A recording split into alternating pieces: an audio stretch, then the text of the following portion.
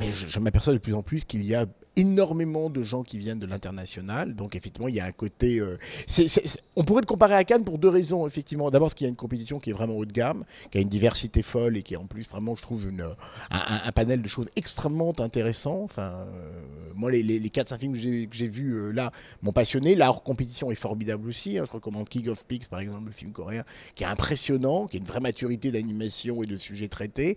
Il y a les work in progress, il y a le cinéma d'animation pour la télévision, il y a donc la télévision d'animation, on va dire, des courts-métrages, des moyens-métrages, tous les moyens d'expression sont là, la compétition est vraiment, se tient complètement, il y a un vrai marché du film et il y a un nombre de gens qui viennent du monde entier, c'est-à-dire étudiants comme professionnels, passionnés comme anonymes, et je me dis que voilà, si on a réussi à concentrer autant d'intérêts divers et multiples, hein, c'est-à-dire économiques et artistiques, à l'intérieur d'un rendez-vous uniquement dévoué au cinéma d'animation, c'est qu'effectivement, Annecy est en train, je ne connais pas bien d'équivalent dans le monde entier au Festival d'Annecy, je me dis, bah ouais, chouette, formidable, très bien, il y a un rendez-vous qui est là, et plus le rendez-vous est suivi, plus l'exigence de la sélection se fera. C'est-à-dire qu'on sera moins obligé de mettre des dessins animés ou des films d'animation grand public pour attirer du monde. Là, au contraire, puisque le monde vient, puisque la réputation d'Annecy est faite, ça peut permettre aux sélectionneurs dans tous les domaines, et il y en a énormément, bah, d'accentuer un tout petit peu, de proposer des choses,